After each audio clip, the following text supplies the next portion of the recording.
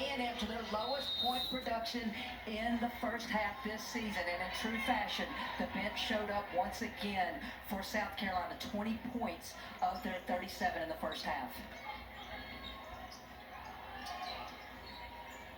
So A&M coming out, matching up in player to player. Double team or not does not matter. Sanaya Fagan taking it up strong for South Carolina. Aisha Kubala usually gets a first play call for her out of each half. Important to get her going in. Had early 6 points and then did not score again until right now in the second half.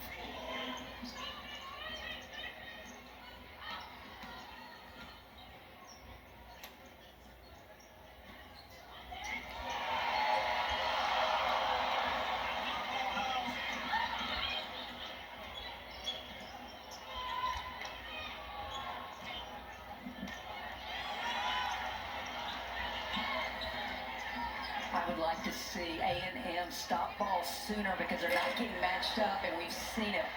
Easy shots at rim or second chance opportunities. That time, A&M's able to get the stop.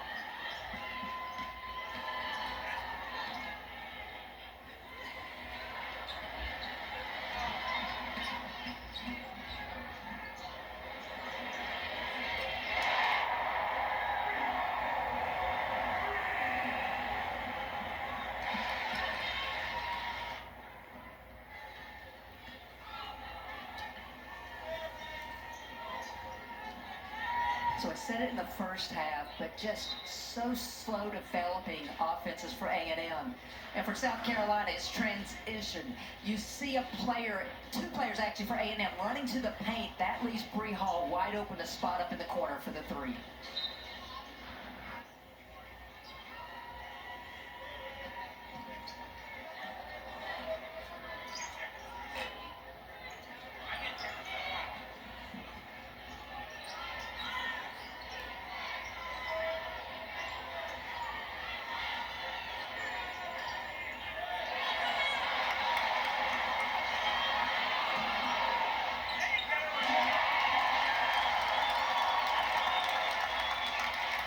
First quarter, second quarter, now third quarter. A miss by A&M is allowing South Carolina to get out, transition, and run.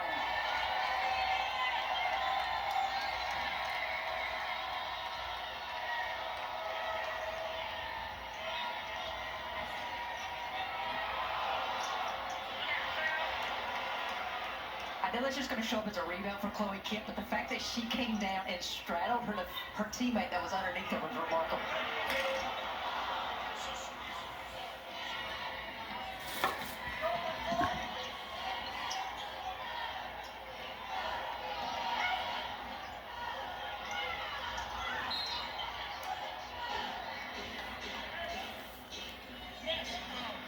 This is true Dawn Staley basketball. Defense forces the turnover, and then Chloe Kipp just gets out and running.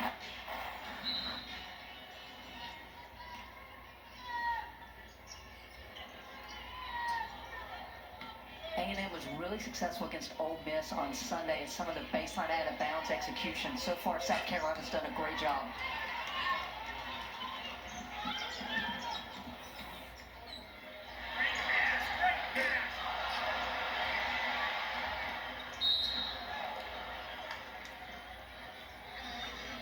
Chloe Kids taps her chest saying, my bad, but right now South Carolina getting anything they want in the half court. I'd like to see more ball pressure by Texas A&M to take away some of those looks that South Carolina's getting in the half court.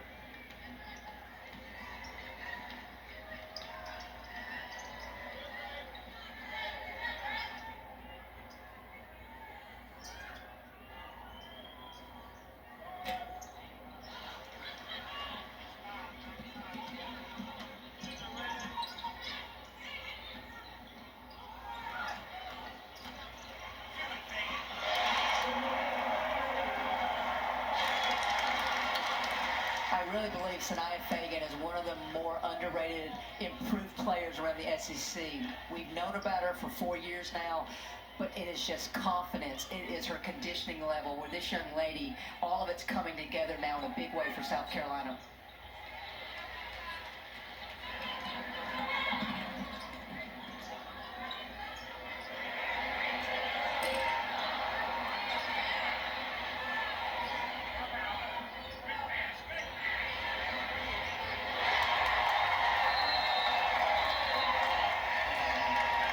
That's Jordan on the defensive end. So Joni Taylor calls time. Carolina's gone on a 10-0 run to extend their lead to 49-19. And now let's take a look at tonight's Women Watch presented by Principal. And it's none other than Juju Watkins. Helped lead USC to Maryland's first loss last night, 79-74, 21 points before fouling out, and one of the most dynamic players in our game. And you see the season averages, but she is must-watch TV in the women's game.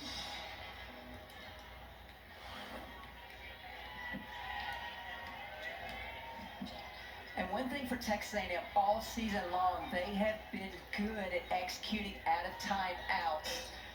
This time, South Carolina doesn't allow it.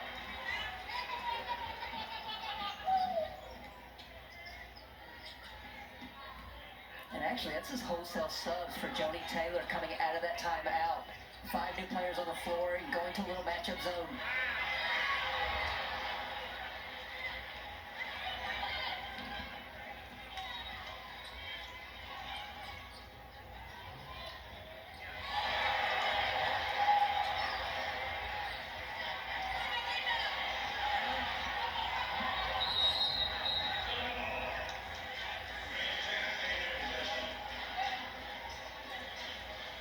And with that tie-up, we're going to break.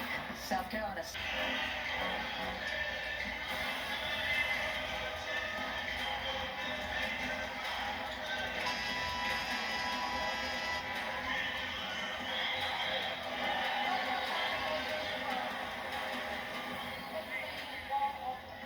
What more do you need? We've got the top 2 teams in the net. We've got 2 of the top teams in the SEC.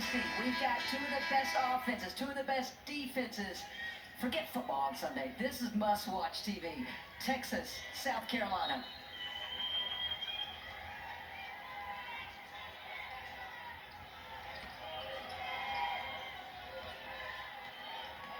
And if I'm Joni Taylor that last timeout, I am telling my team, forget the scoreboard. This is about us moving forward, building on what we did on Sunday. Let's start trying to execute better 5-on-5 in the half court. And sometimes it just doesn't matter how well you execute when you got rim protection like South Carolina does with Marion Della.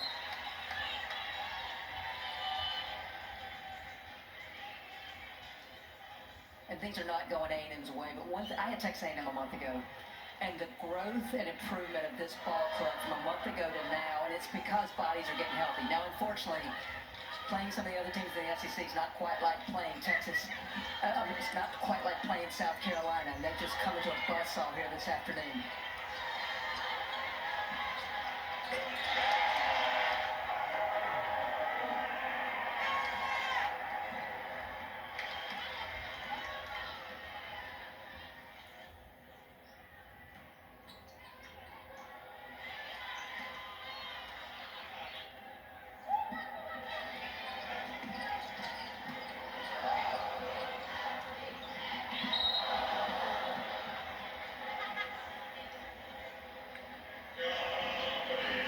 So A&M has gone to the matchup zone, but this is tremendous passing by South Carolina, and it's just slow recovery.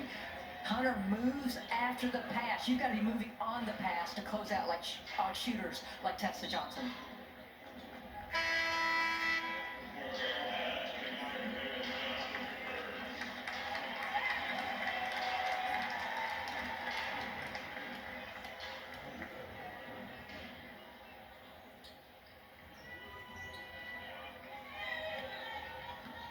A&M runs a lot of motion offense, but I would love to see a set that involves 5 players right now because there's just so much standing unless Abdul-Rahim can knock it down a shot like we just saw.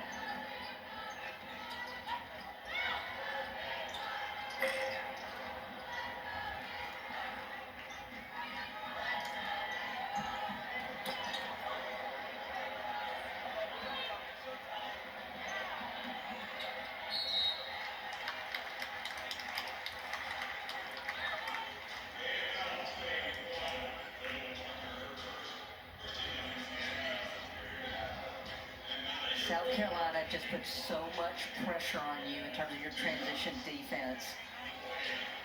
And the key in the SEC play is they've been getting 18% of their points from the free throw line because they put so much pressure on opposing defenses, both in the half court as well as transition.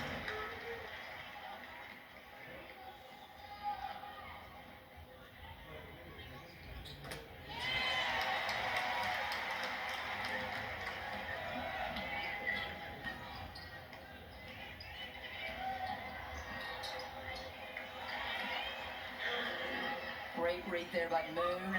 Faked the handoff. Defense thought there was going to be a handoff, and she just took it to the rim.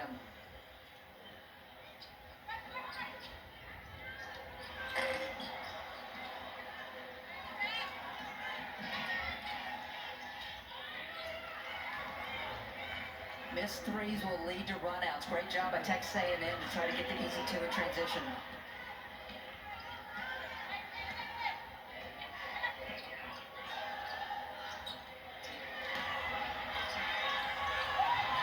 One thing I see in the matchup zone now is that I'm seeing players communicate. In man-to-man, I wasn't seeing a lot of half-court communication by A&M in these last couple of possessions. This is a team that's connected on the defensive end. Great steal by Malone, great finish.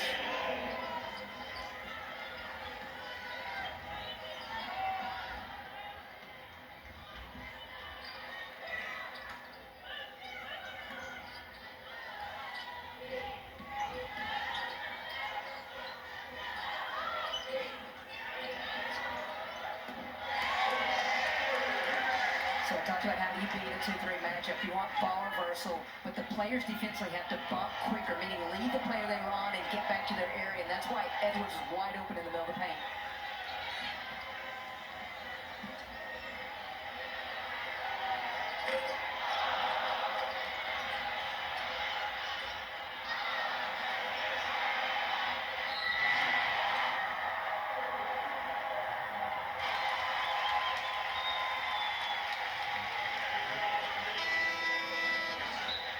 Well, if at first you don't succeed, try.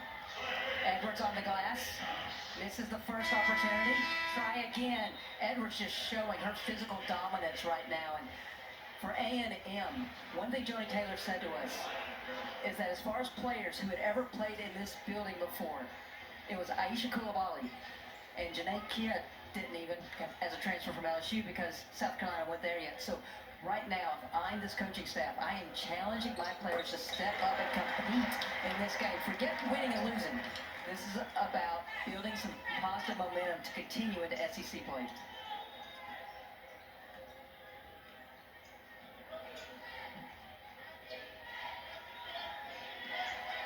So Joni Taylor going back with the starters now after making that sub a little while ago with all 5 players from the bench.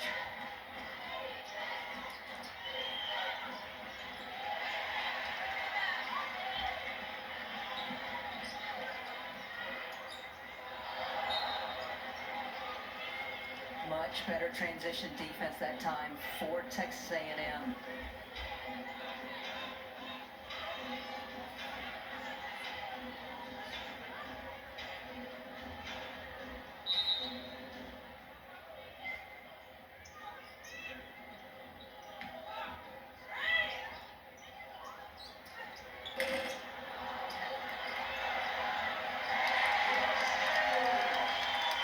Edwards is just dominating on the offensive glass right now for South Carolina.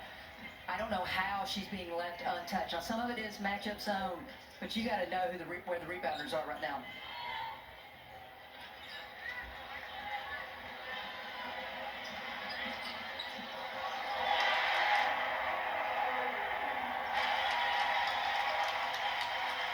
You always tell your offensive players, you go until someone stops you, and no one stopped Mylasia Fulwiley that time in transition D.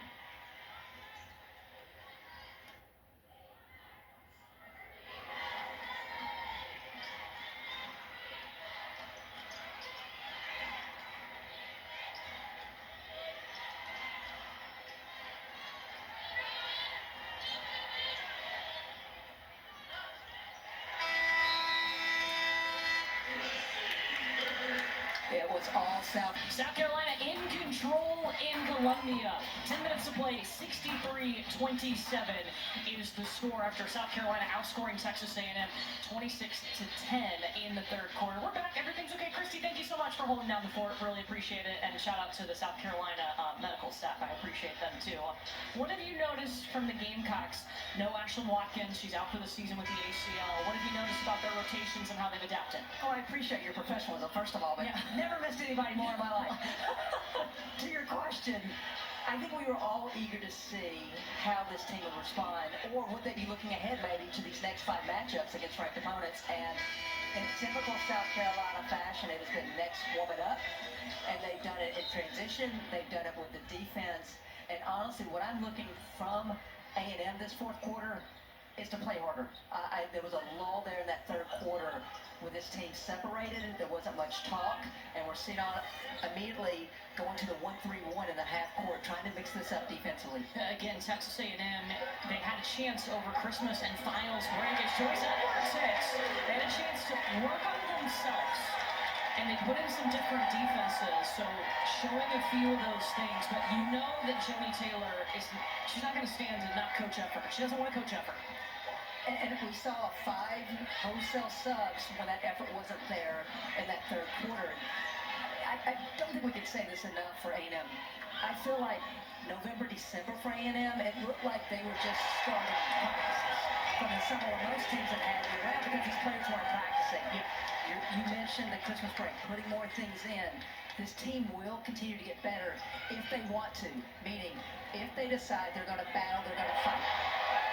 Here's the night. Fagan with a little rejection of Lauren Ware, but draws the foul. That'll be the second on Sanaya Fagan, or excuse me, the third. Well, South Carolina came in tonight averaging 6 blocks a game, 11th in the country. We wondered what would happen with the leading shot blocker being gone in Ashlyn Watkins. Well, Sanaya Fagan says, I got this. Already now with 3 blocks in this game. Lauren Ware at the free throw line. And the crowd gets Chick-fil-A because the opponent missed 2 free throws in the second half. Just not on Sunday. Yeah. I want to go back to Sanaya Fagan because a player that we both really like.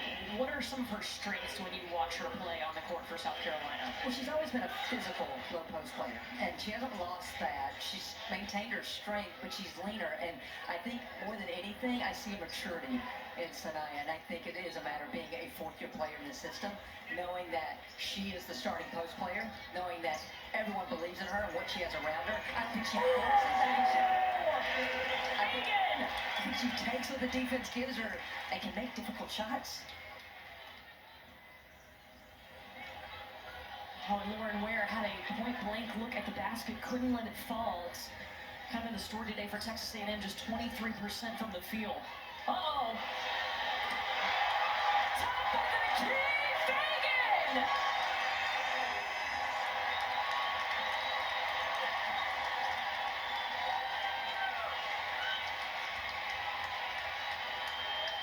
Soleil Williams too much. You know, Fagan's got to practice that in case they need a Camila Cardoso moment. Well, you were starting the bragging on Fagan, and she's just responding. You just see the beautiful turnaround, the jumper, great touch, and then the trail 3. And as beautiful as the shot looked, it was the smile. And look at Pow Pow. Pow Pow makes the pass, and she's just walking down the floor.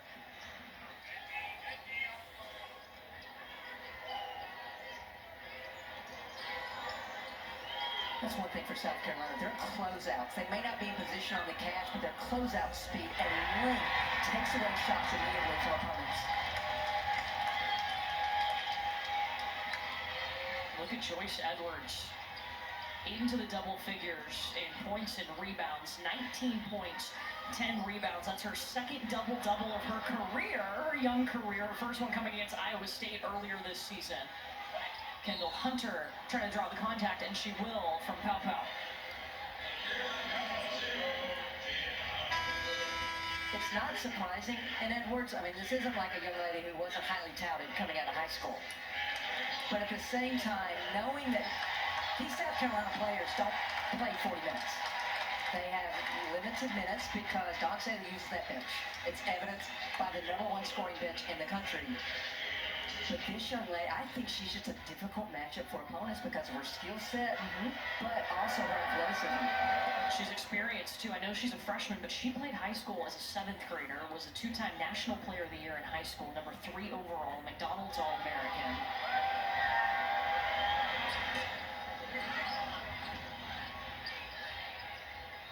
Back up and in from Jada Malone. And that's all A&M needs to do right now. Just slow down when they catch the ball and take it up strong. We talk about the shot blocking ability of South Carolina, but there's also an element to their defense that affects shots. And we've seen them affect a lot of A&M shots here this evening.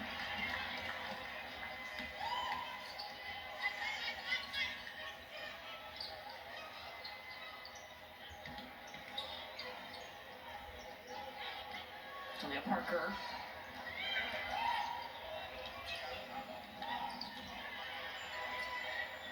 Abdul Rahim with the take. Nice shot. It's just nice to see Abdul Rahim out here this evening. Sprained her ankle a little bit against Ole Miss. Weren't sure if she was going to play. She adds another element to the post play of Texas A&M. Swiped in the air by Kendall Hunter. And the damage to go along with it. But South Carolina a sizable lead here late in the 4th quarter. And you see on that Meg, A&M trying to extend to a little bit of full court pressure. Tessa Johnson. But you got to get matched up if you're going to go player to player full court. 5 players need to get matched up.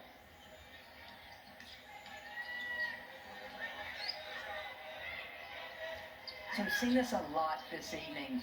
1 player with the ball and 4 other players standing for A&M. The weak side, the team defense of South Carolina is just too good to do that. Like that right there. The takeaway for the Gamecocks, and Jada Malone is going to foul Tessa Johnson.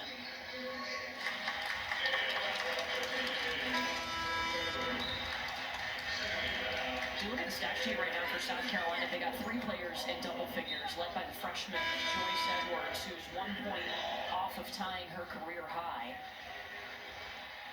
4 players in double figures: Tessa Johnson, Mylasia Full-Wiley, Joyce Edwards, and Sanaya Fabian. Well, Courtney, we talked about it pregame, because you asked me, as a coach, how would you game plan against the South Carolina team? And I really kind of was like, that's why I'm not coaching anymore, because this is really difficult. Because anybody can beat you on any night. You know, most times when you're a coach, you try to take away top leading scorer or leading scorer and the next person and make others beat you. But South Carolina's proven night in and night out that next player can beat you. Yes. Kids at the free throw line right now, 9.6 rebounds.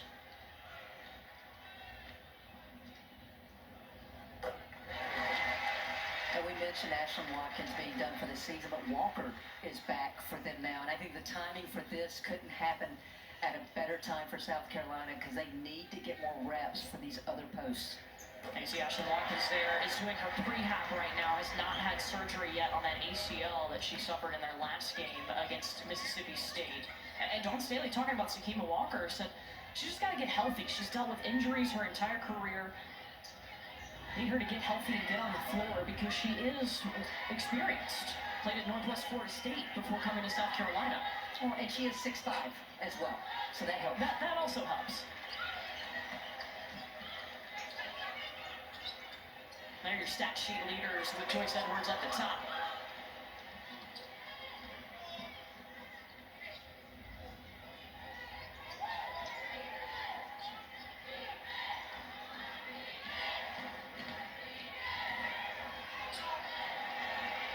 Parker loses it. Bree Hall gets there. And that's a freshman move by Parker. She'll get better at that, but going full speed, there's got to be some touch on that pass. Into the corner for Wiley. 3 threes tonight for Mylasia.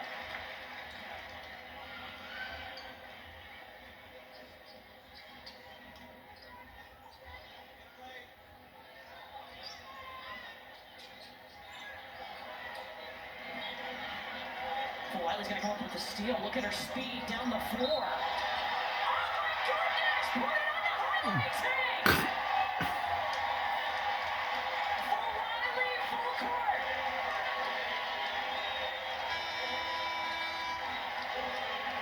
Oh, Malaysia.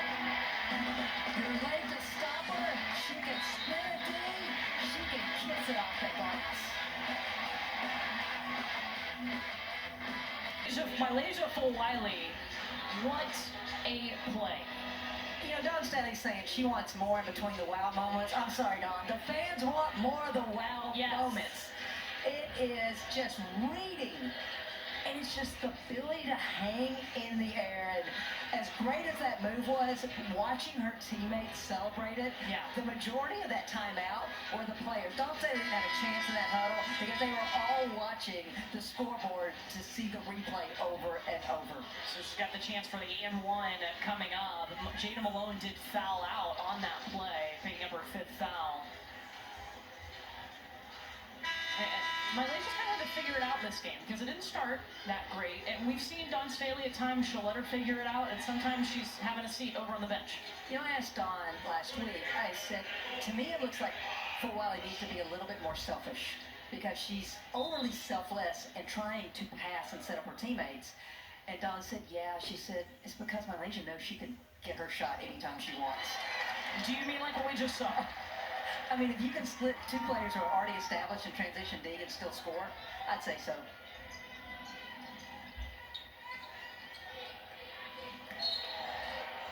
She's going to be whistled for the foul there as Kendall Hunter was going up for the bucket. Well, we have 6 men's college basketball games for you Saturday on ESPN. It starts with these two, Cooper Flag and Duke hosting Notre Dame at noon, and then number 3, Iowa State against Texas Tech. Cooper Flag, how fun is he to watch? I mean, 7 times this season, he's at 20 or more points in a game. You know, it's one thing when you just kind of sneak on the scene. This young man, everyone's known about forever. Yeah. And he's still putting up these numbers. Yeah. Double teams. Sometimes triple teams. Doesn't matter. Freshman.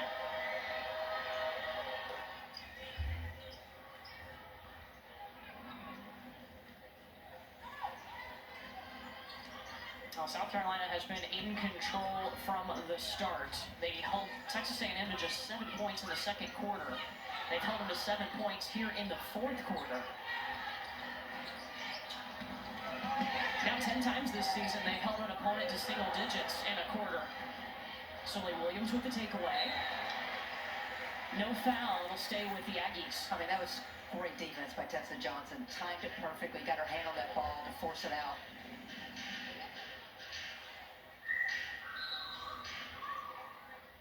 You know, we both talked about how Aisha Coulibaly needed to come up big for A&M. Started this game so well, 6 straight points, and since then, only 2 in this game. Sully Williams hits the 3. Yeah, Coulibaly had 32 points against South Carolina in the SEC tournament last year. That was a loss, but still something that South Carolina hadn't forgotten. Well, I mean, it shows the respect that Staley has for Aisha Coulibaly. She's like, we don't have an answer. We just need to try to go out there when we have offense and try to get her foul trouble. Sakina Walker, look at the move!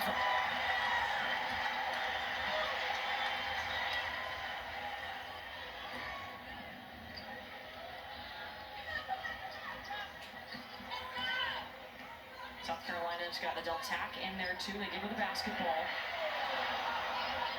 And they've liked what they've gotten out of Tack in practice. Remember, she enrolled early last year because she had season-ending injuries the last 2 years of her high school career. Well, Courtney, they like what Tack's giving them, but they also like what Walker just showed them. I mean, for a young lady who's just coming off lower body issues, that was a great little footwork for the finish.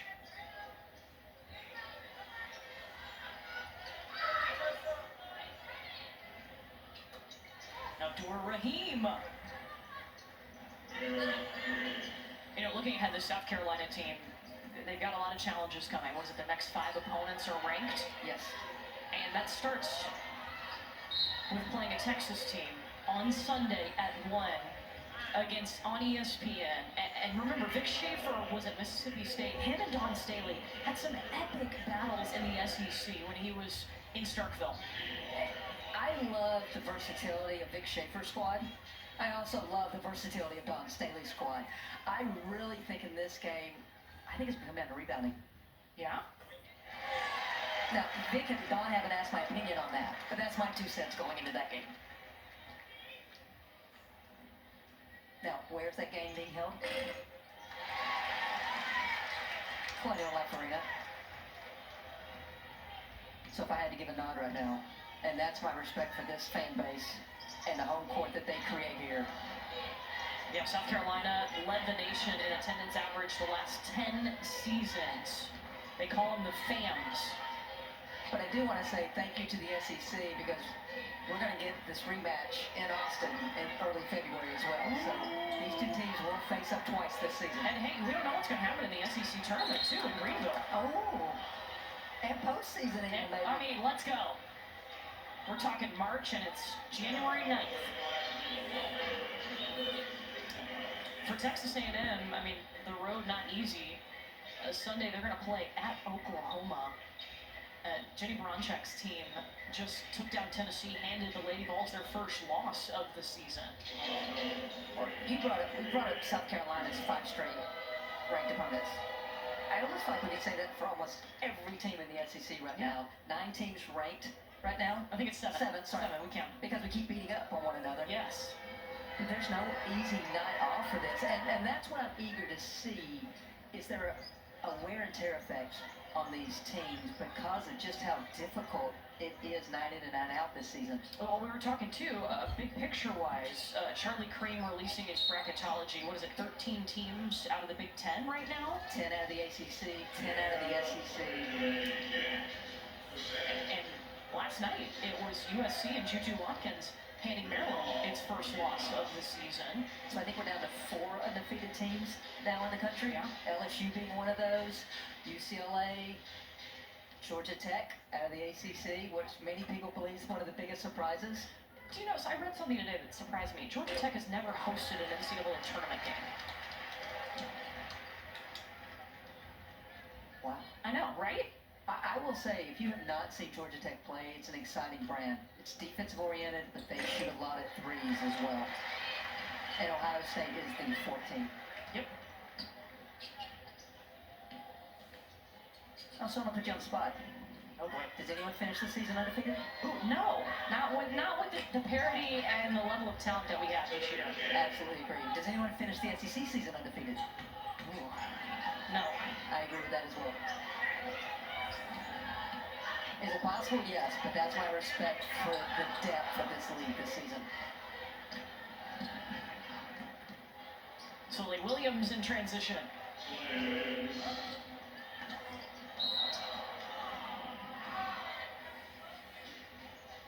How quickly did South Carolina get that ball out after the Soleil Williams layup? They were ready to run again.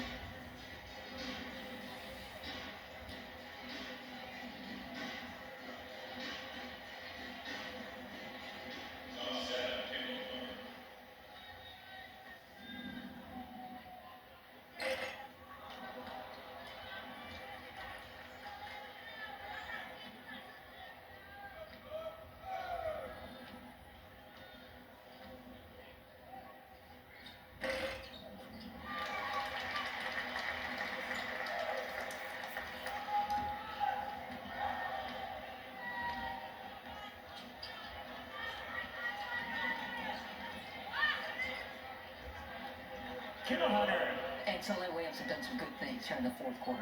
They have looked to battle, looked to create on offense.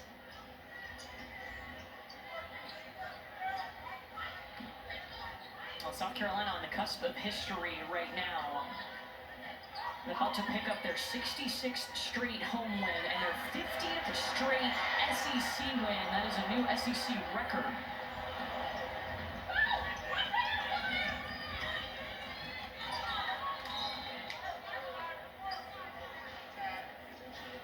I have no words for that. I mean, Right? When you think of the great teams in this league, when you think of the run of Tennessee with Pat Summitt and everything else, and now Don Staley just creating our own dynasty. 3 national championships here at South Carolina. Don Staley, one of 5 coaches in the women's game, 3 or more. to 6 Final Fours in the last 9 tournaments. And most have them projected to be there again this year. Yes, they are projected to be at 1 seed right now. No surprise. The number 2 overall seed behind UCLA, according to Charlie Cream. A complete performance for the number 2 team in the nation. 66 straight wins at home for the South Carolina Gamecocks. And they have won 50 straight SEC games. Incredible. Well, I think if anyone thought it was going to be easier now with Ashton Watkins in,